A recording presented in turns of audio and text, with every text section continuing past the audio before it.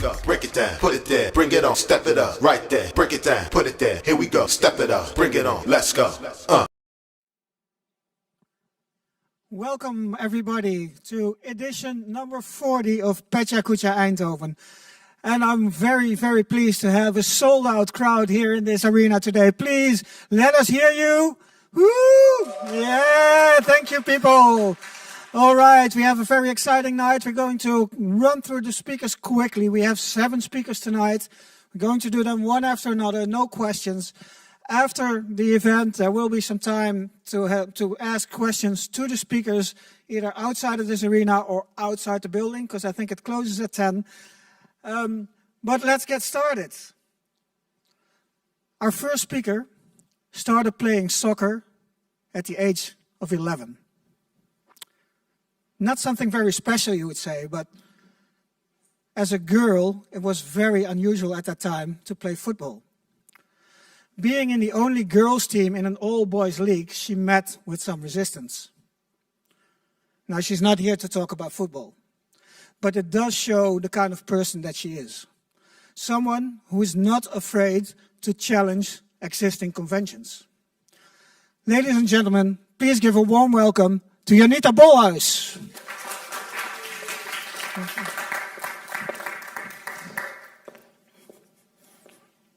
So, welcome everybody. My name is Yanita, as you already heard, and I'm a master currently in industrial design. And today I'm going to talk about a story which is revolved around my project and it's close to me.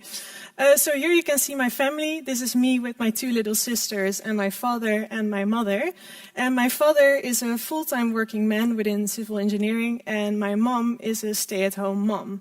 And this is not necessarily a weird situation that we see currently.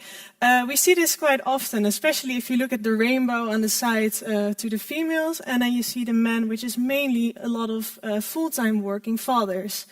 And this is interesting because this inequality within the work environment especially occurs when we look at the fact that people get children. So before that it's actually quite okay, but the moment that we get children, there's a lot of care tasks that we need to take care of, there's a lot of domestic tasks that increase. So eventually the inequality enlarges in that sense. And we also see that during Corona. So in Corona we see that a lot of female mainly and mothers especially are feeling a lot of responsibility for the care and domestic task. And therefore there is a lot of people want to reduce their workload in a sense. So I thought this is an interesting thing, this is an interesting phenomena, I want to research this, so I looked into the families up close and to care and domestic tasks. And through this I want to introduce you to my project that I'm currently still working on, which is called Honey, Can You Put the Kids to Bed? But there's a lot of things that already have been done within this field.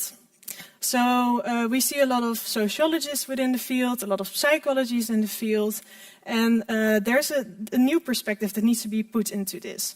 So when I looked at this, I wanted to look from the family perspective and see what's going on within the family on a very up-close scale. And doing this in a very fun and entertaining way. So therefore you can already see a bit of the layout. I wanted to make it fun and exciting, and therefore I chose the method of cultural probes. Cultural probes is not very conventional method that is being used within scientific research. It's fairly new, and it's mainly to spark a lot of interest and to see what kind of design opportunities are there within the field. So here you can see the package that I sent to over 9 families. It contains 2 booklets, the informed consent, because it's the TUE, and there's some color things and things attached to make it a bit more fun and a bit more creative.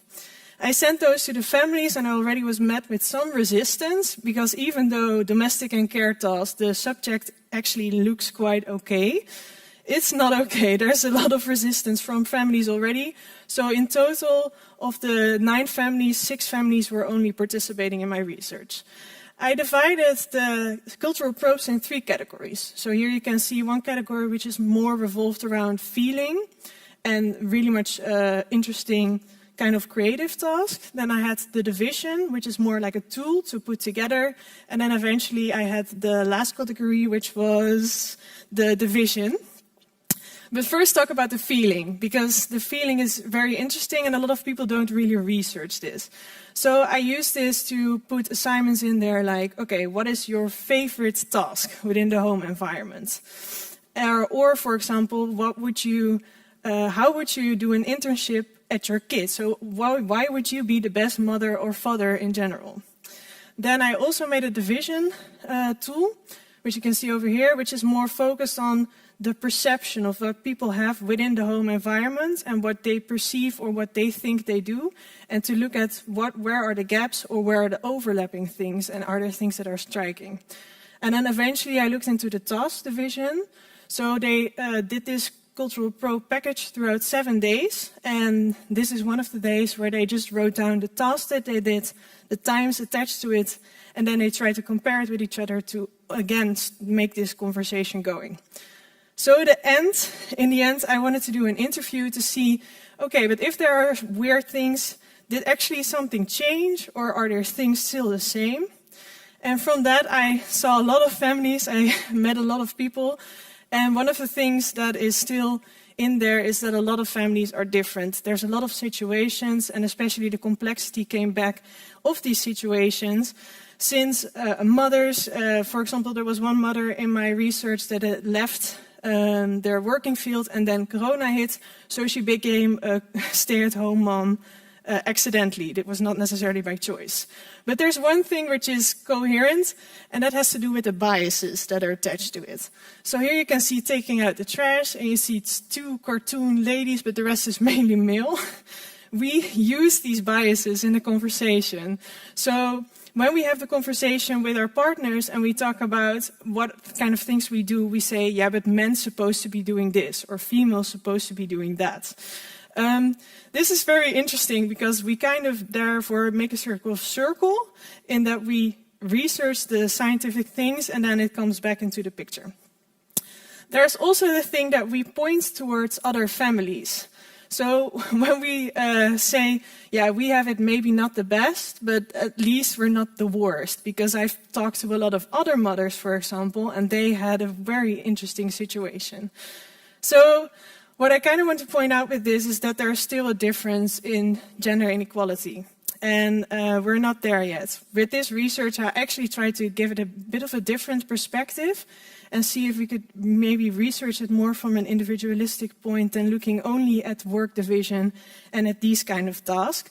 And therefore, I think the domestic and care task still has a lot to do, and we need to really make sure that we're changing that. But for you and for the families out here and the students that are in front of me, I mainly just want to say that look into your own task, see what kind of things are different, and try to challenge this status quo. Because if we change or kind of flip around the division, then eventually those kind of changes will result in a social change. Thank you. Please give it up for Yanita. All right, and on to our second speaker. Talking about challenging conventions. We are going to take it up a notch. Because this next speaker is a person on a mission. A mission that made her have a little stopover here in Eindhoven. A stopover that might be coming to an end, because next week she's going to graduate as a master at the Design Academy Eindhoven. Please, a warm welcome for Francesca Tambusi. Hello everyone. I'm gonna go a little bit against the rules because I slept maybe 4 hours last night. And I really want to deliver this presentation for you, to you.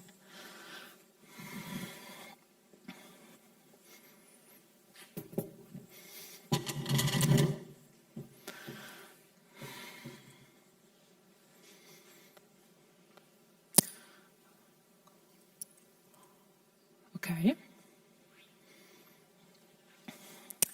Imagine to hand me a glass of poison. If I drink it, did you kill me, or did I kill myself? I'd say if I knew it was poison, then I killed myself. Now, let's replace the hand with a large source of daily consumption, the supermarket. And instead of the glass, we put the global food supply chain, Once again, do I know what's in the drink?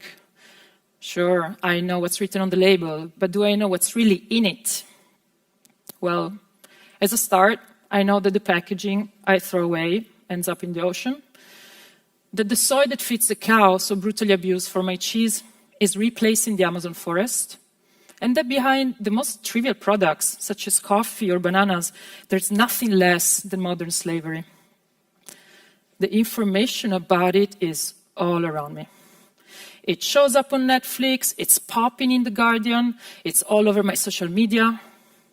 It floods the streets on a school Friday, and it's overwhelming. I worked as a graphic designer for 10 years. When I worked for the brands, designing their advertising and packaging, I fed the problem. And when I worked for institutions, designing critical books and exhibitions, I framed the problem. And after many rounds on the swing between the problem and the critique, I burned out a little bit and looked for a way out of this dead end. I went once again on the website I visited every year for the past 10 years, designacademy.nl, and there I found a social design master with a like-minded program and an upcoming live admission. I applied right away and booked a flight straight after that. I flew to Eindhoven with my portfolio and a motivation letter, got accepted, and moved back to the Netherlands. Yeah, that building. During school time, I first dived into what big systemic words such as recycling really meant. These container terms are really like rabbit holes, and the deeper I went, the more fishy it smelled in there. For instance, I didn't know that plastic can be recycled only up to 6 times, and with such intense costs in transport, water, and fuel. Some of these terms are, to me, today, lies in plain sight. I could not trust the top management anymore.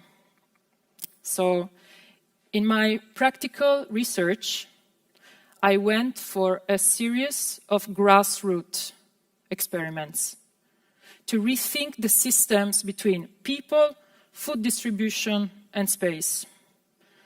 And at the end of these 2 years, I realized that if there's such a thing that I personally want to call sustainability, it's not really the perfect magic solution from above, but rather a collective daily practice made of try and error.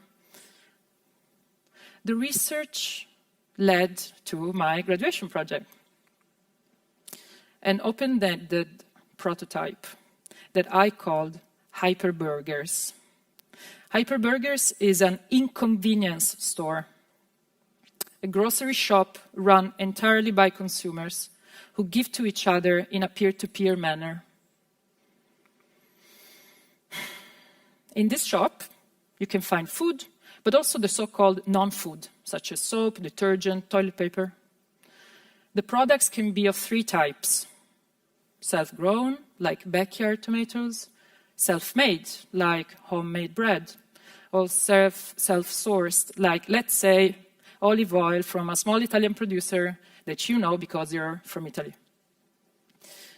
When you want to buy something provided by someone, you pay them directly. You pay directly the food carer. Because the platform is non-profit forever, the transactions are decentralized. But money is not enough to buy in here. In an inconvenience store, to be able to take, you need to give something back to the community. If, like myself, you're not super skilled in the kitchen or in the garden, you can simply provide something nice from a producer you know, like the above-mentioned oil. But if you don't have energy for this, you can give in other ways. You can give a bit of your time helping existing food operation, joining cooking sessions, joining growing and processing.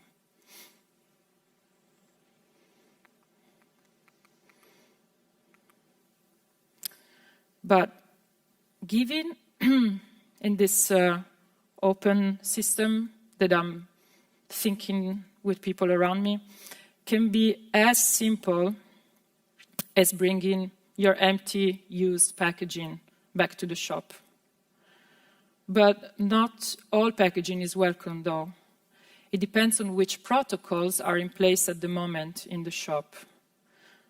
Protocols that are, and probably always be, imperfect, and that are waiting to be improved step by step, daily, together.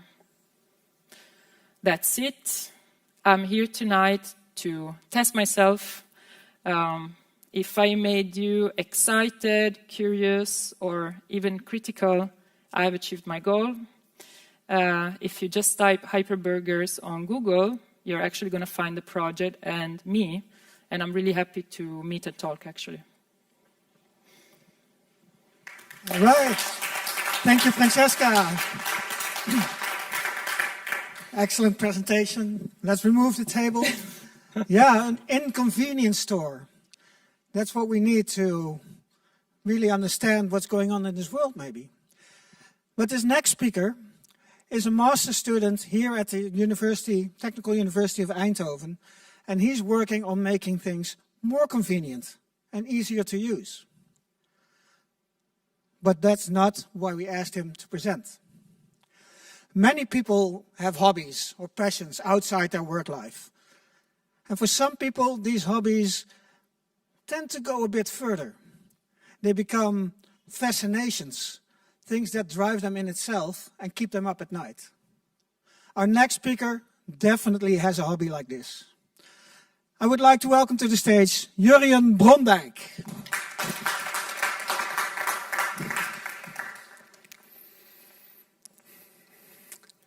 Ever since I was little, I loved playing games that had some creative element to them. And one of my favorite games to play was Zoo Tycoon.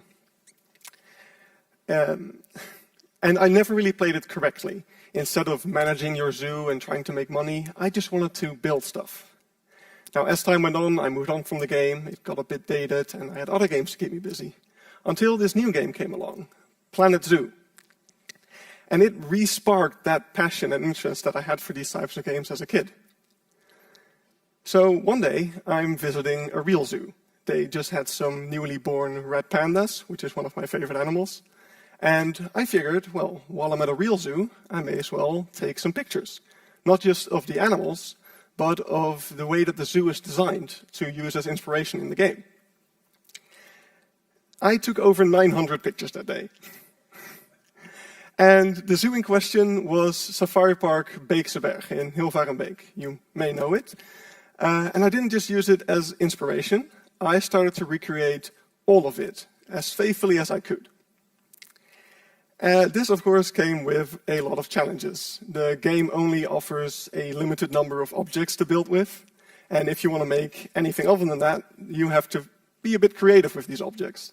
Say you want to make a toilet building. Very exciting example, I know. The game offers doors for you to place down, but they look nothing like the doors you see in this building. And there's no sinks at all. So how do you make this? Well, most of it's easy enough. With some basic shapes and planks, you can get most of it there. But it's the smaller, intricate shapes where things get difficult. Think about the door handles or the faucets. So what do you use? Well, you start going through all the objects the game has just to find anything that has the correct shape. In this case, I ended up using a bicycle steer for the door handles, and an umbrella, its handle, was used for the faucets. Although you can't get rid of the rest of the object, you can hide it in the wall and it looks fine, except maybe you end up with a bicycle or umbrella sticking through the other side. But this is what I find so rewarding about playing this game.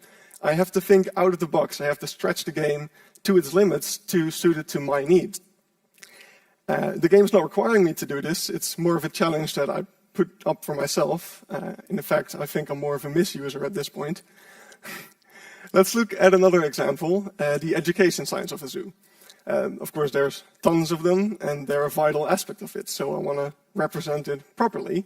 But you can't add your own shapes into the game or upload pictures, at least not at the time. So what do you do? Well, what the game does have is font pieces, or letters like the L and the H, commas, full stops.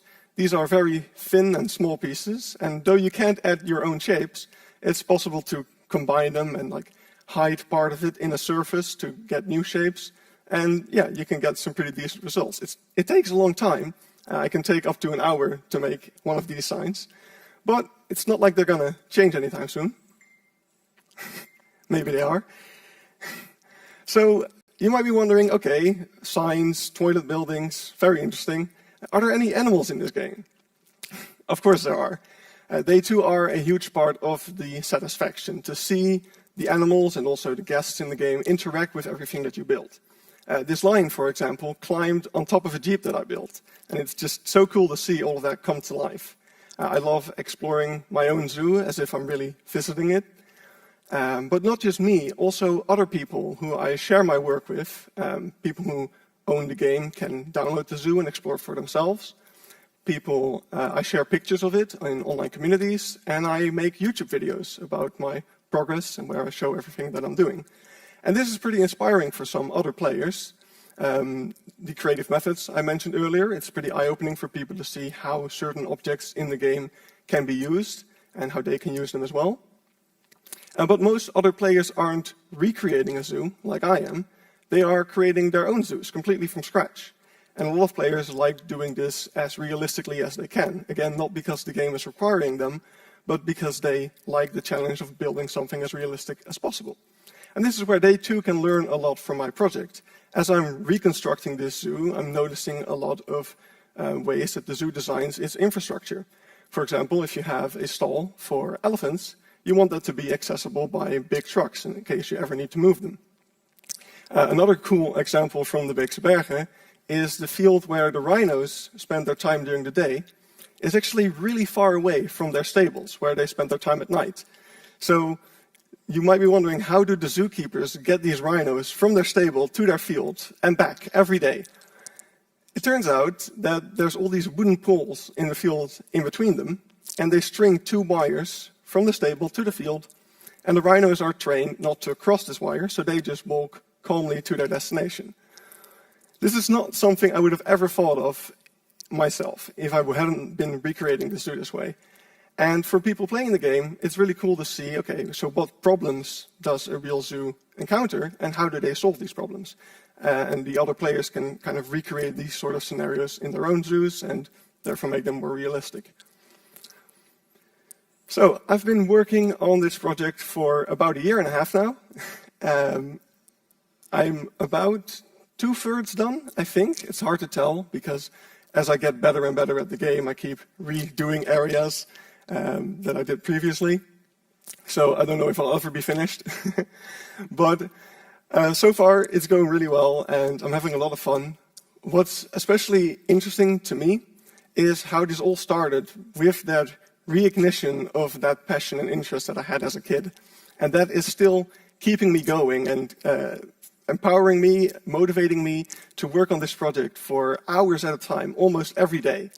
And that's pretty special to me. Thank you. All right. Thank you, Yurian. Yeah, talk about passion as a hobby. I like it sometimes when things get out of hand. Our next speaker comes from Orléans, France, but has been living in Eindhoven for about 8 years. And there's a lot of things I can tell about this speaker, about what she does, what kind of work she does, what kind of projects she does. But I won't. Please give it up for Millie Herpin.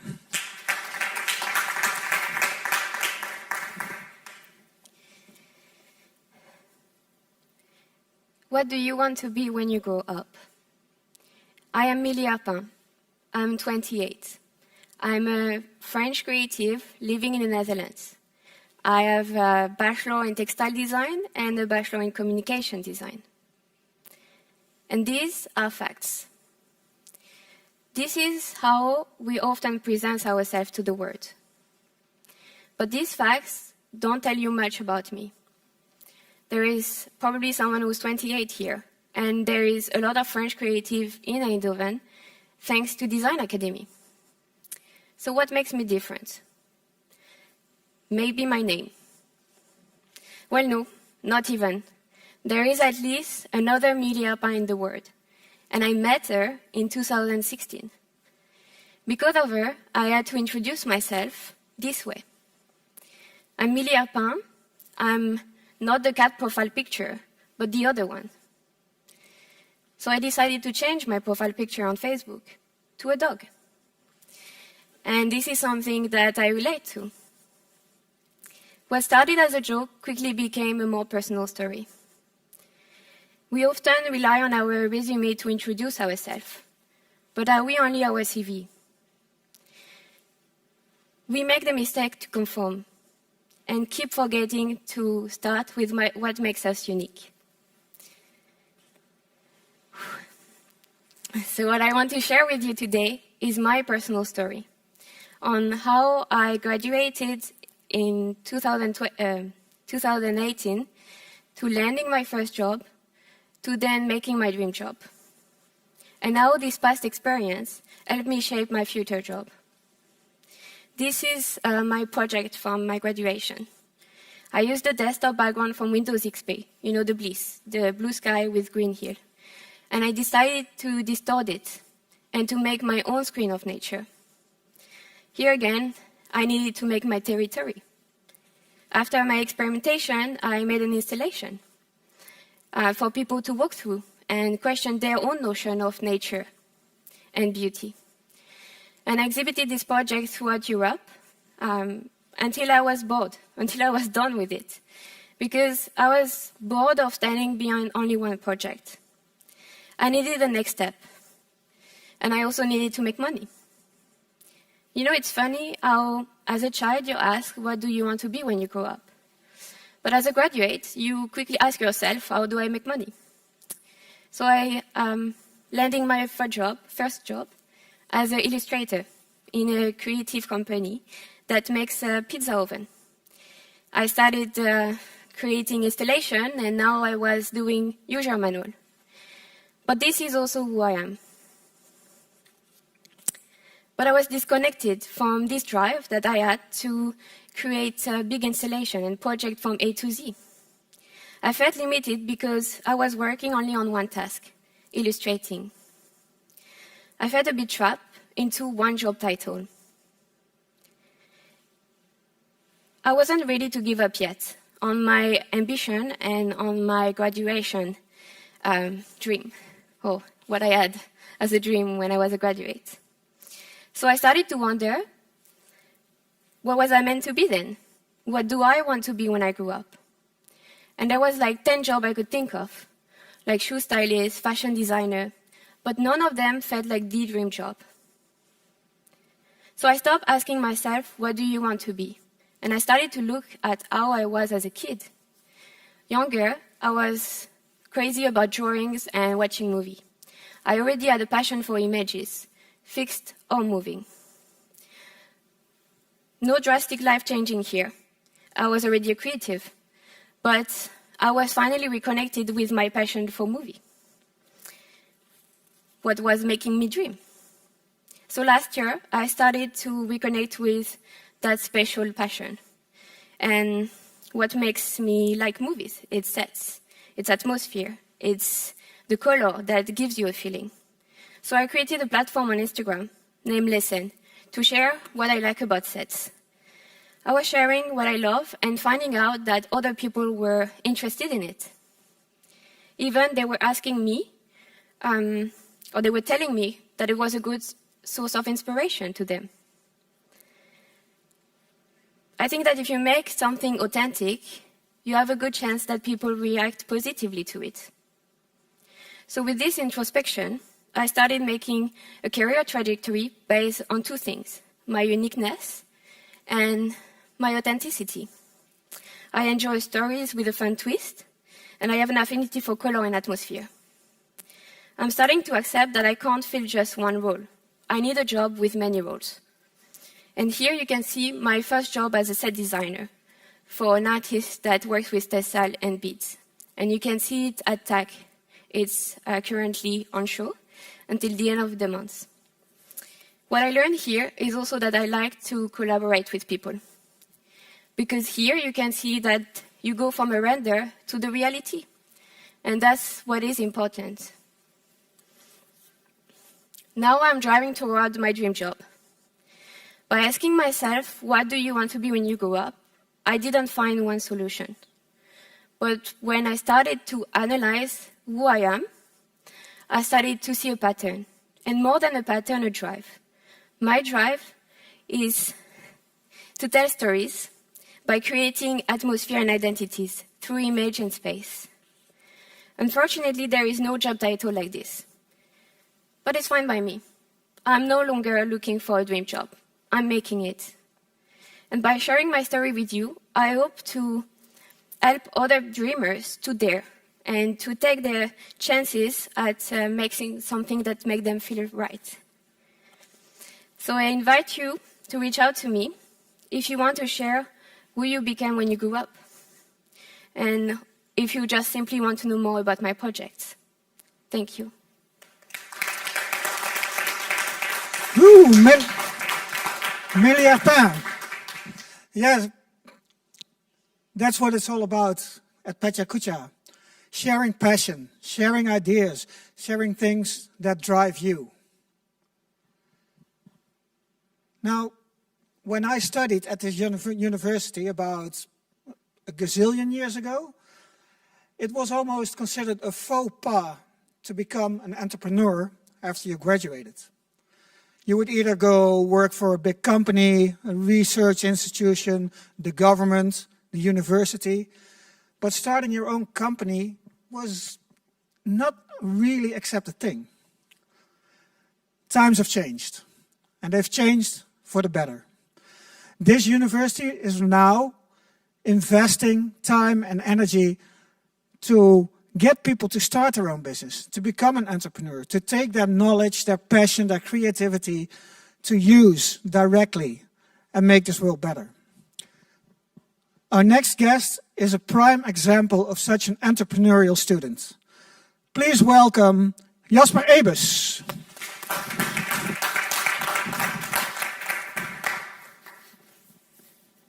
Good to go. Hi, I'm Jasper. Good to see that we have some audience today, and I hope everyone at home is doing good as well. I'm 23 years old, and I'm a master's student in operation management and logistics. To start off today, it started all 1 year ago when I founded the Stactics with two of my friends, Lucas and Lars, who you see on the picture. And we're a small startup company who focuses on helping other companies in doing more with the data they already possess. We've done quite okay as a startup since we have some nice jobs, but I'm not going to talk about that today. Today I'm going to talk about something far more interesting, and that's a vaccin radar. That's a small notification system we created, which notifies the user whenever there's a vaccin free. And we're actually doing quite good with that.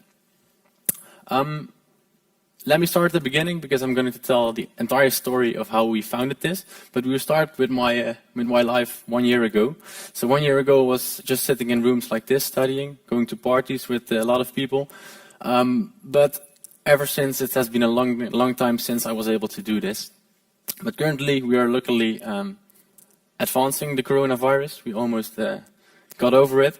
I read a newspaper yesterday which stated that we have almost half the population over 18 years has received their first vaccine, which is really cool and really good, I guess. But we're still not there. There's still a long way to go, and that's also the problem we faced, and that's the fact that at the end of the day, there are a lot of vaccines ending up in the garbage bag.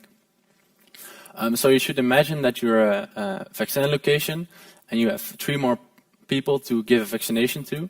But at the end of the day, you end up, you open up 10 doses of vaccines, for example, and then you end up with 7 vaccines, which you can throw away. And I think that's a nonsense idea, and luckily I was not alone in thinking that, because there were 5 doctors before us, and they created Prullenbak Vaccin.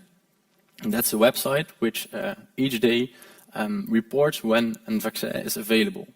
So it gives a location and where it's free. Actually, this is a great idea. I haven't come up with it, but we also saw a problem, and that was the fact that people kept on refreshing the websites. They were on the website the entire day, refreshing and refreshing to be just in time to get a vaccination. That's where we thought, yeah, we should do something better about it. So we got together with the three of us, and we thought, why not create a notification system? A notification system in which the people who want a vaccination will get notified whenever there's a vaccination available close to them. So yeah, good idea, that's what we thought. Now we need a catchy name and a logo. And actually 2 days later, 2 days after coding later actually, we finished it and we had our first prototype. To be completely honest with you, that prototype wasn't working that well. I will not go into depth with that, but we were putting a lot of requests on the website of the Prullenbak vaccin. So we tried to reach out to them, so maybe we could get some help. But they didn't really respond. Then we thought, maybe we should get a bit more professional, build a website. So we built kind of a good website, if I may say that, and put some information on it. And what happened next? Yeah, indeed, just after we launched, we got a phone call from them, and they phoned us about our idea. And they were actually really enthusiastic. So that was cool, and that made us go through with our idea. So after that, the ball started rolling, and we got into a lot of publicity, so to say. So there was Cursor, which is the magazine of the university, who wrote an article about us and about our product. And we went on social media, where we got attention, and we even got to speak on events like this. So that's quite cool. And besides that, we could also see on the website that we had some traffic there. So as you can see, these are the numbers from last week. So we had the users, vaccine locations that were with us and notifications we've sent, but I can proudly say that this number increased this week, so that's really cool. We also need to think about new users because there's still vaccines available. So we try to make it as simple as possible for a new user to join us. And we did that using 3 simple steps. So firstly, download Telegram, since this is our means of communication. Secondly, find the vaccine radar bot. And thirdly, just share your postal code. And what we'll do in the backend then is that I will not go into depth, so don't worry, but we will get that image over there, and once a orange house turns blue, we detect it, and then we find the coordinates of that house, and then match it to the data of our users. And once you're then within, let's say, 15 to 20 kilometers of that vaccine location, you might get a notification of us. That's good to say, you might get a notification, because what we saw at Prullenbak vaccin in the beginning was that their vaccine locations, they were spooled with people. So a lot of people were coming from all parts of the Netherlands to get there and get a vaccine, and that's exactly what we didn't want to do. So we added some randomness to the process. So you should imagine, for example, that there are 50 people close to a vaccine location. Then we randomly select, for example, 15 people if there are only 5 vaccines available. So we will not get problems with that. Then you might be wondering, have you already got a vaccination via the system? I haven't got one myself, unfortunately, but one of the guys you saw earlier has. And it's really cool to say that out of the 7 people that were with him who could get a vaccination, 3 got a notification via our system. So that was actually really cool because that proved that our idea worked. I have to make one claim in the end, and that's that we do not reserve or we do not prove or promise you a vaccine whenever you get a notification. Although this might look straightforward, I can't stretch that enough. So I want to end off my small talk by hoping that I have inspired you to do similar things like us. Try to do something else for people using the knowledge you have. I have tactics, which gave me the tools to do that, but I definitely know that you have some tools yourself. So just take the leap, and hopefully I will be sitting there and you'll be standing here. That's it. Thank you. Enjoy the rest of the evening. All right. Thank you, Jasper. Nice example of putting knowledge, creativity, and personal drive into solving problems. That's what eager young minds do. Now, personally, I'm a big believer in science and technology and progress. I believe we can create a better world. And I'm always amazed, especially to see young people coming up with new ideas, new thoughts, new things that can help us create this better world. And our next speaker is just such a creative young mind. Please welcome Julia van Zilt.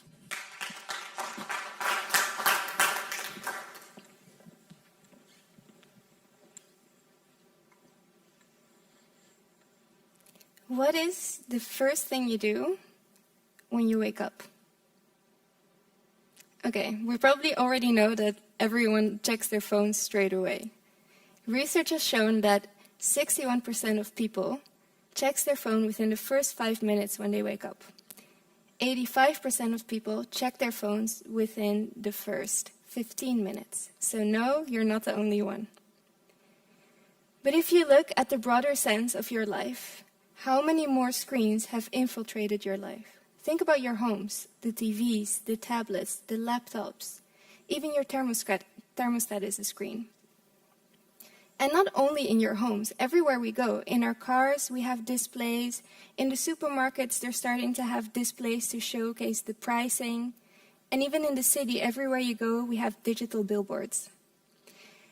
And while more and more screens are infiltrating our life, research is showing that more screen exposure actually has detrimental impact on our health.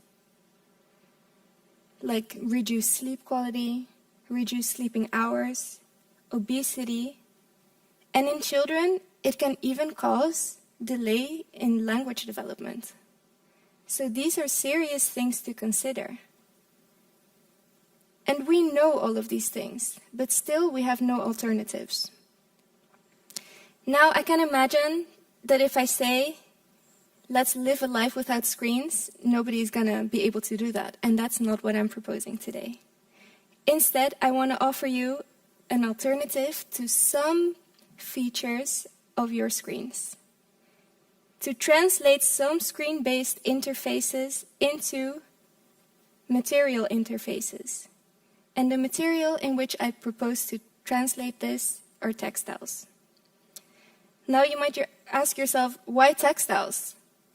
Well, textiles are already widely implemented within our lives. They're all around us. We find them in our homes, in our cars, and we also have a special type of relationship with textiles. They provide us with warmth, but we also have a certain intimacy with textiles.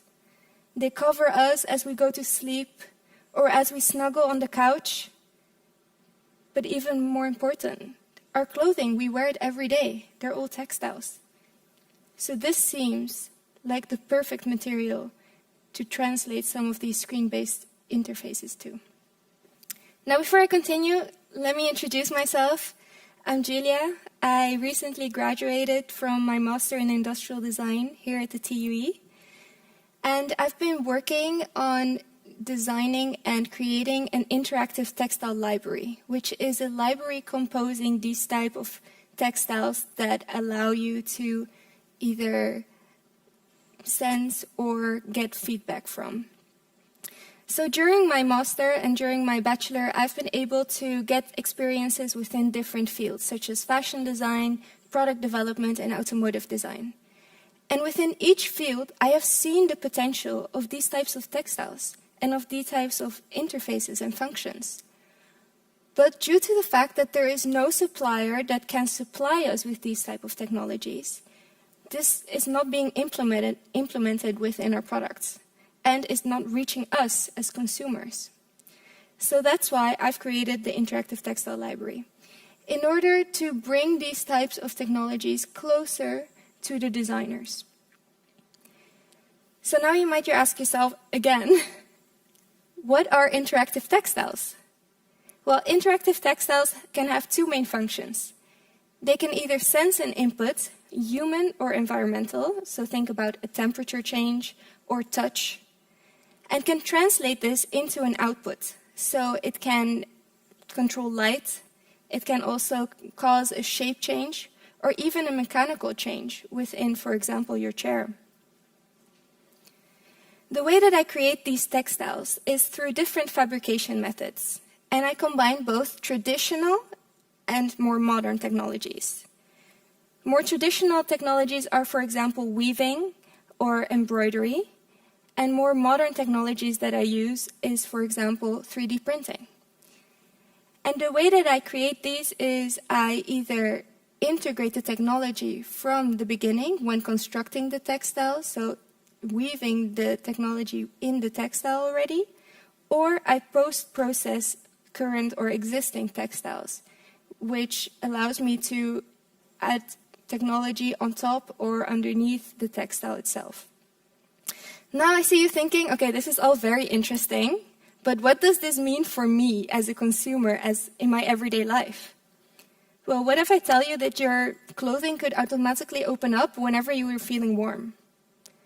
Or what if by a single stretch in the morning, your curtains would open and you'd be connected in your home? What if, depending on who's sitting on that chair, the chair gets a different kind of posture and different kind of settings? These are all things that are possible.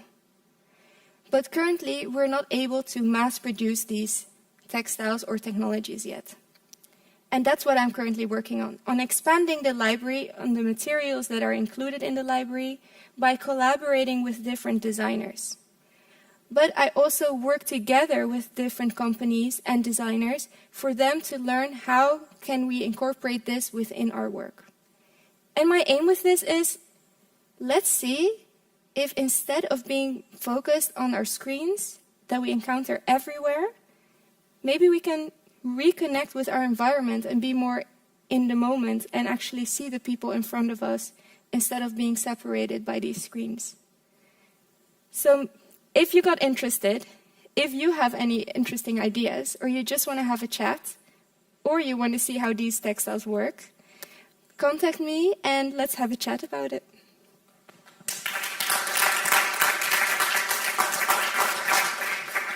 Thank you, Julia. Well, we've already gotten to the last speaker. It goes fast, but also quite slow, because the next speaker is also an eager young mind. That was at least when he came into this room. But this guy has lived a life of music. It's been his passion all throughout his life, and he's been doing many projects with many people. Always looking for new concepts, new ideas, new techniques to make music. The importance is that you also need to be entrepreneurial. If you want to achieve things, you have to go for it. Please welcome our last eager young mind, Bart van Dongen. Hi.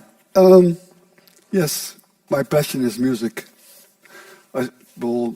My mother told me that I was a kid and I play on pots and pans, and so in the kitchen everything was broken and so. But I'm still playing and do concerts. I'm a cultural entrepreneur, and I also said I'm producer of my own ideas. And one of the ideas is Pavilion Unheard Music here in Eindhoven. So come drink a beer and have a nice concert. Tomorrow we have, and Sunday afternoon we have, so 1-2 times a week we have concerts. It's about 2 kilometers here.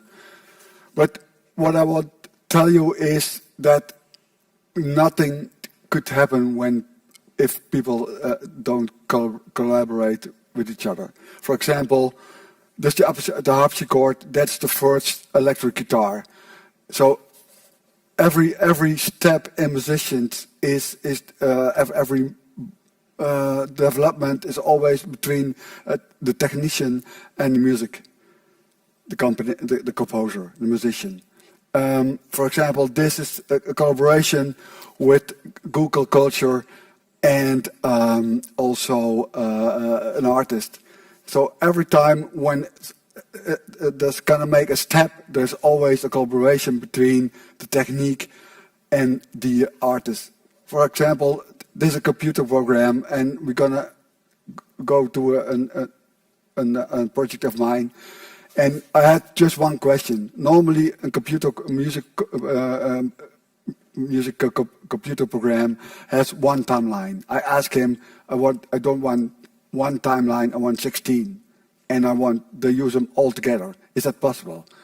He said, yes, I think so. So that's become a project that I play on my own from set till sundown. So I play 14 hours. Crazy to do, but and this is also about trust. This Maria Serrao Perez, a famous piano player, and there's in all collaborations there's just one thing that really is important, and that's trust. So no development without cooperation, no cooperation without trust. And I played with these guys now for 11 years. Don't let us talk in a meeting, because then the band no accents anymore. We have 2 times a meeting. 2 times was the end of the band. And just that the guitar player is gifted with diplomatic gifts. So that is the reason that we still are there.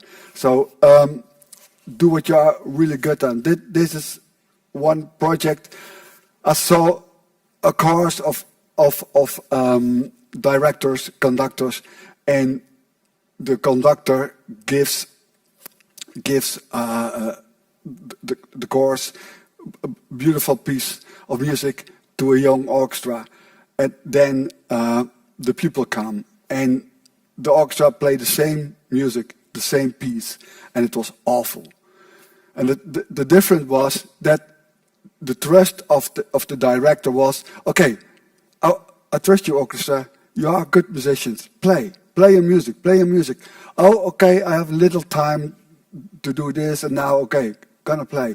And the people was only measure. Oh no, he didn't trust the orchestra. So the only thing that you can do is with trust.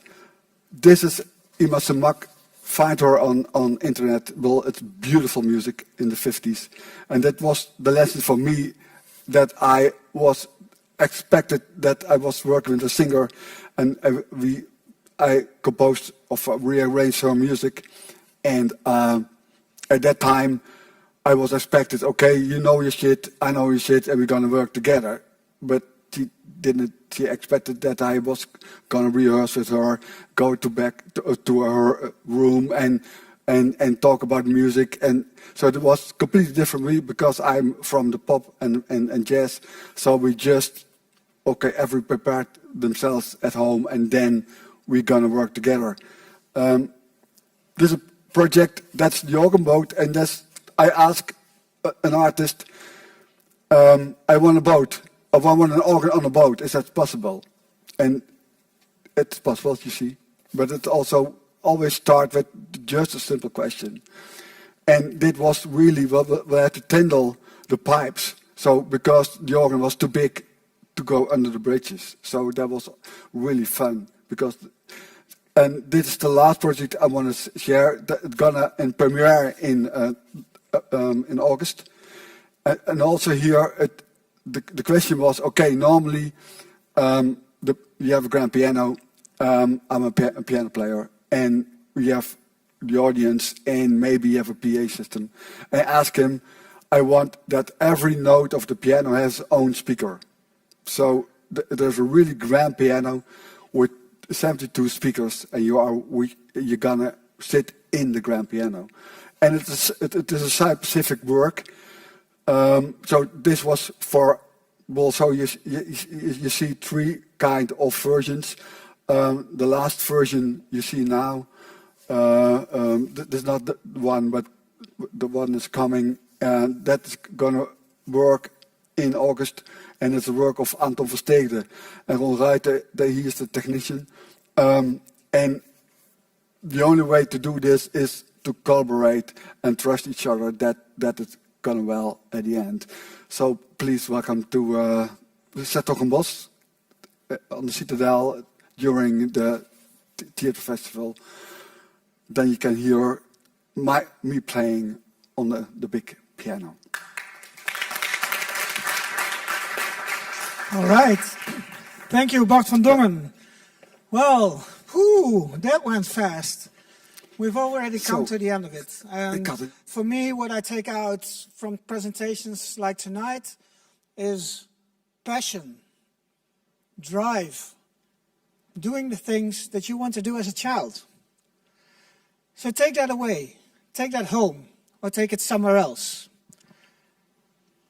And there's someone here I would like to thank also, although she doesn't want me to thank her, but she's going to do her own way.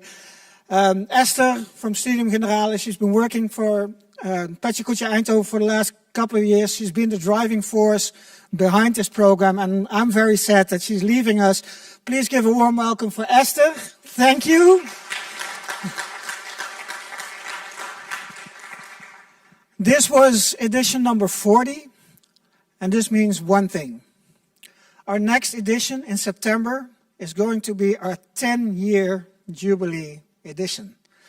And hopefully, and I believe we will, have a full audience and a large crowd and some really interesting speakers once again. If you're interested to speak, please contact us. If you want to ask something to the speakers, this is your time. I think we have about 15-20 minutes inside and then we have to move out. And I hope to see you all back at edition number 41, our 10-year anniversary. Thank you.